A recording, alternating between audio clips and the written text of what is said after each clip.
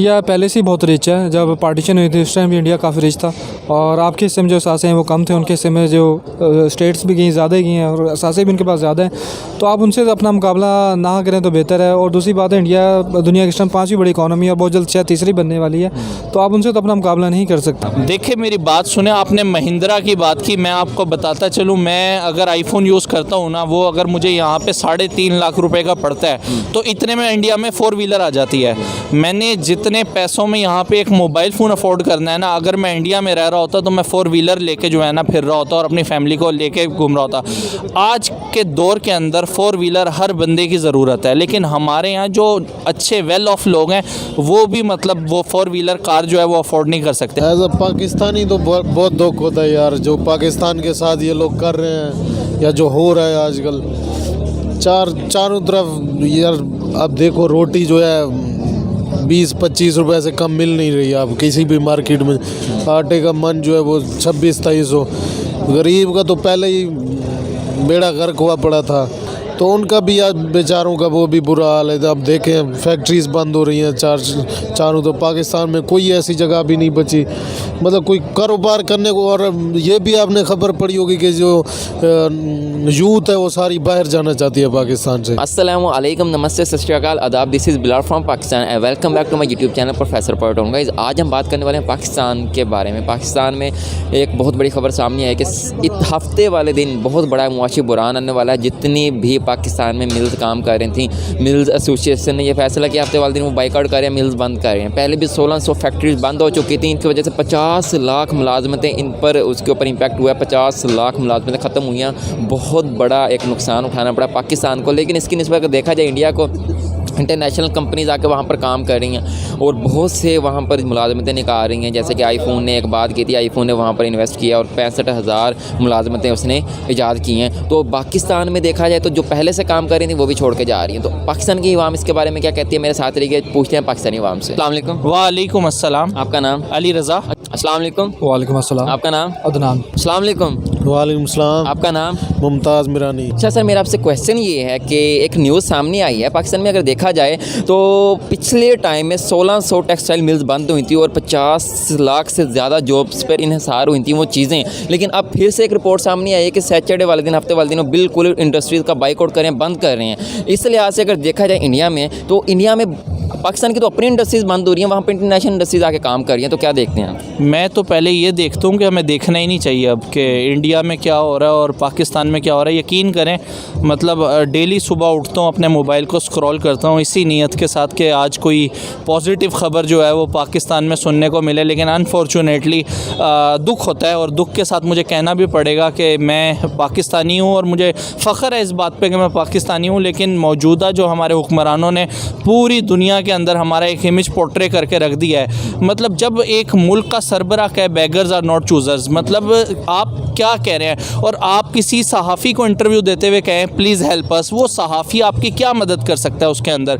मैं ये समझता हूँ कि हमने जो है ना मतलब अपना वक़ार ख़ुद गिरा दिया है। जब देखें, जो लोग, जो कौमें ख़ुद अपनी कदर नहीं ना करती, जो अपने आप को अहमियत देना नहीं जानती, दुनिया उनको अहमियत नहीं देती। और मेरी बात याद रखिएगा कि अगर हम इसी तरह डगर पे चलते रहे और अपने आप को नहीं अहमियत दी, हमने अपने आप को ऊपर नहीं लेके गए। तालीमी मैदान के अंदर तालीम बहुत मेजर फैक्टर है और आप यकीन करें बजट देख के शर्म आती है। यकीन करें किसी को बता नहीं सकते किसी महफिल में बैठ के कि हमारे मुल्क का तालीम का साल का बजट कितना है। और अगर हम अपनी नेबर हम ना यूरोप से सीखें, हम अपनी नेबर कंट्री इंडिया से सीख लें, हम बांग्लादेश से सीख लें, हम बाकी जो ममालिक हैं उनके साथ सीख लें कि वो कितना इसके अंदर आगे बढ़ गए हैं। यकीन करें अफसोस होता है और मैं फिर कहूँगा कि इंतहाई मुझे अफसोस। यार देखें, सबसे पहली बात है आपका मुल्क इस सिचुएशन में है ही नहीं।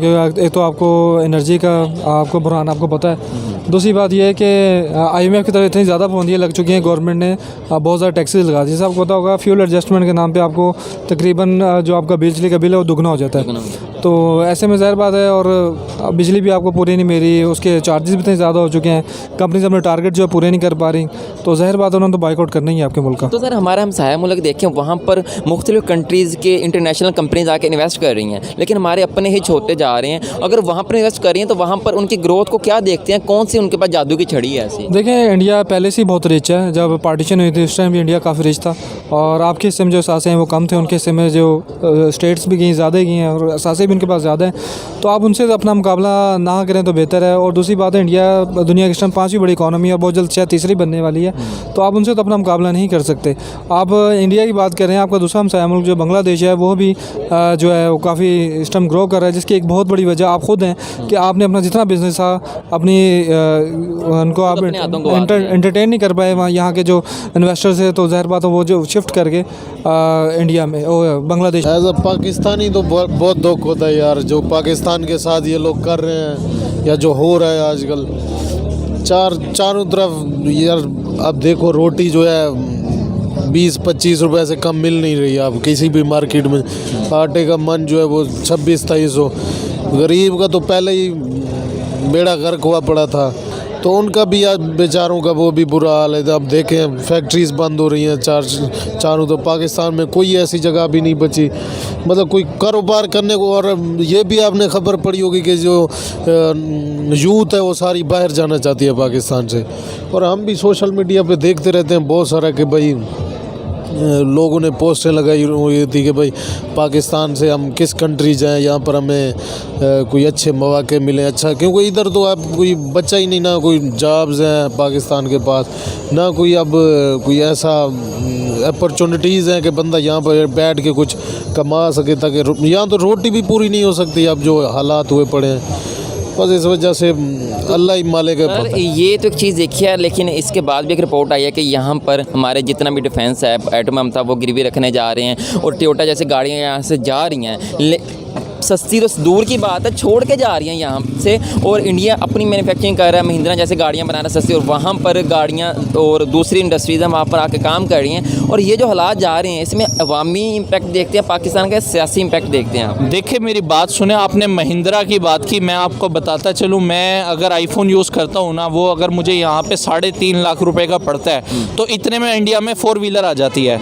मैंने जितने पैसों में यहाँ पे एक मोबाइल फ़ोन अफोर्ड करना है ना, अगर मैं इंडिया में रह रहा होता तो मैं 4 व्हीलर लेके जो है ना फिर रहा होता और अपनी फैमिली को लेके घूम रहा होता। आज के दौर के अंदर 4 व्हीलर हर बंदे की ज़रूरत है, लेकिन हमारे यहाँ जो अच्छे वेल ऑफ लोग हैं वो भी मतलब वो 4 व्हीलर कार जो है वो अफोर्ड नहीं कर सकते। आपने इंडिया की बात की, आप वहाँ पे देखें वो जितना मेड इन इंडिया प्रोग्राम के तहत कार्स वगैरह बना रहे हैं, और इतनी चीप प्राइस के ऊपर अगर आप उन कार के एक दफ़ा फीचर्स देख लें, उन्होंने तो अब मैंडेटरी कर दिया कि 6 एयर बैग्स जो है वो हर कार के अंदर होना ज़रूरी है। यहाँ पर at the time of accident air bag ही नहीं खुलता, बाद में माजरत कर ली जाती है, लेकिन जाने वाला जान से चला जाता है।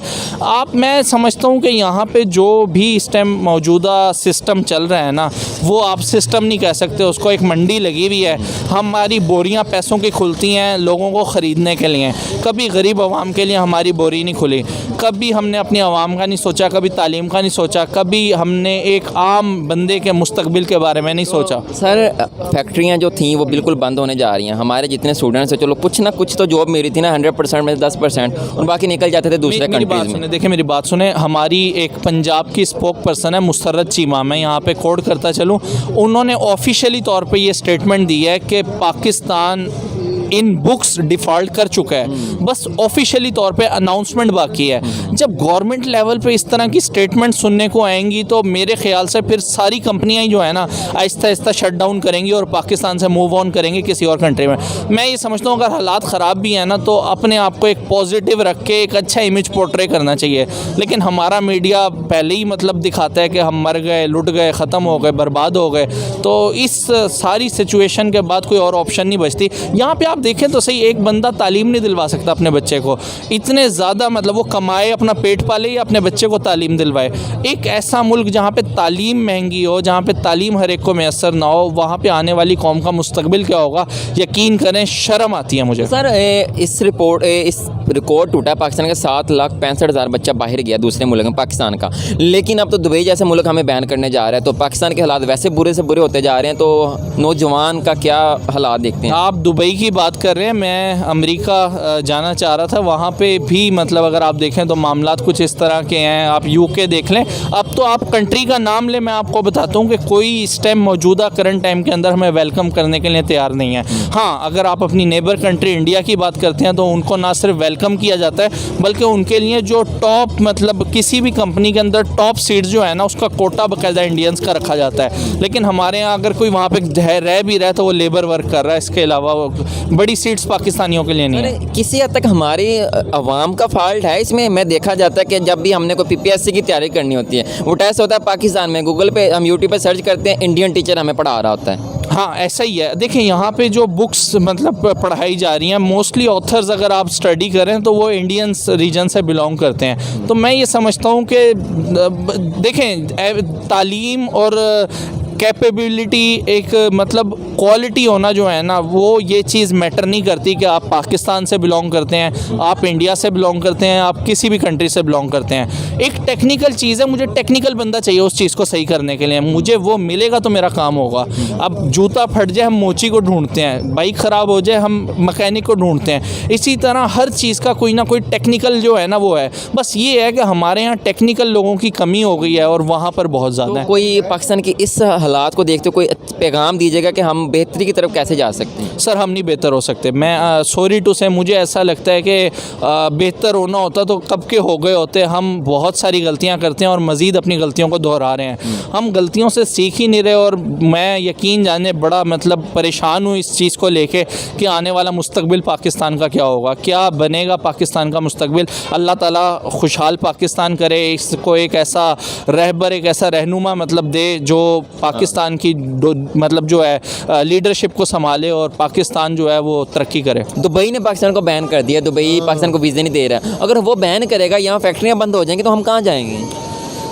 ये भी बहुत बुरी खबर है पाकिस्तान के लिए। बहुत सारे जो शहर हैं पाकिस्तान के, उनका उन्होंने कोई वीज़ा बंद किया, पता नहीं क्या सिटीज़ का, जिसमें एक हमारा सिटी भी था, डेरा गाजी का। अगर आपको यहाँ जॉब नहीं मिलती तो एक दुबई रहता था, क्योंकि अभी यूके बड़ी सस्ता, थोड़ा अफोर्ड हो सकता था। क्या सोचते हैं फिर आप? देखें, अब कोई हम तो चाहते हैं कि कोई तब्दीली है, या तो कोई नए इंतखाबात हों जिसकी वजह से कोई शायद नई गवर्नमेंट आके चार्ज संभाले तो कोई उसका फ़ायदा हमें पाकिस्तान को। अब तो हमें कोई कर्ज़े देने के लिए भी रेडी नहीं है। पहले तो कर्ज़े वगैरह लेकर चलो अपना गुजारा कर रहे थे, अब तो वो भी नहीं है, वो भी ख़त्म हो गया। तो हमारा हमसाया मुल्क है इंडिया, वो तरक्की से तरक्की करता जा रहा है, ठीक है, और हम नीचे से नीचे जा रहे हैं। उस कौन सी ऐसी वो पॉलिसीज़ अपना रहा है कि वो ऊपर जा रहा है, हम नीचे जा रहे हैं? असल में वो अपने मुल्क का सोचते हैं। ये लोग ना मुल्क का नहीं सोचते, अपना सोचते हैं। उनकी जो हुकूमत है, उनका जो लोग हैं, वो आईटी के उसमें ना सेक्टर में बहुत ज़्यादा आगे हमारे से। तो उनका जो ज़्यादातर इंपोर्ट होती है, एक्सपोर्ट होती है, वो उसी लिहाज से होती है फिर, क्योंकि उनके लोग बहुत ज़्यादा हैं आईटी में आगे निकले हुए हैं, तो उनको फिर मसला पेश नहीं आता। हमारे लोग बेचारे खाने से तंग हैं, तो वो पढ़ाई वगैरह या इन चीज़ों में कहाँ इतना आते हैं, तो फिर इस वजह से हम बेहतर कैसे हो सकते हैं पाकिस्तानी? आप क्या पैगाम देंगे पाकिस्तानियों को? पैगाम यही है कि बस पहले तो कोई अच्छा सा हुक्मरान अल्लाह हमें दे जो पाकिस्तान के लिए सोचे, और दूसरा हम ख़ुद भी मतलब जहाँ पर भी मौका मिले अब तो एडजस्ट ही करना है किसी जगह पर भी थोड़ी बहुत ना, ताकि अपने बच्चों की रोज़ी रोटी तो कमा सकें। तो बस अल्लाह खैर करे। अब बहुत शुक्रिया जनाब। शुक्रिया जी, अल्लाह बहुत शुक्रिया, जज़ाकल्लाह, बहुत शुक्रिया, थैंक यू। जी। तो नाज़रीन, सामने काम ये थे पाकिस्तान लोगों के रिव्यूज़ के। ये खबर सुनने के बाद कि पाकिस्तान में फैक्ट्रीज़ हो रही हैं बंद, इंडस्ट्रीज़ हो रही हैं बंद, 50 लाख से ज़्यादा लोगों की जॉब्स का ख़तरा है, बंद होने जा रही हैं, टोटली बाइकआउट हो रहा है हफ्ते वाले दिन से। तो आम आदमी पाकिस्तानी क्या सोचता है? अगर वो बाहर का सोचता है तो दुबई की तरफ से भी बाइकआउट हो चुका है, वो हमें नहीं एक्सेप्ट करेंगे। तो पाकिस्तान कहाँ जाएगा, क्या हालात दिख रहे हैं पाकिस्तान के, अवाम ने बताया, और कैसे हालात बेहतर हो सकते हैं वो भी बताया। तो उम्मीद करता हूँ आप लोगों को वीडियो पसंद आई होगी, और मेरी नेक्स्ट वीडियो देखने के लिए चैनल को सब्सक्राइब कर दीजिएगा, लाइक कर दीजिएगा, बेल आइकन ज़रूर दबाइएगा। तो आज के लिए इतना ही, दीजिए इजाज़त, अल्लाह हाफिज़।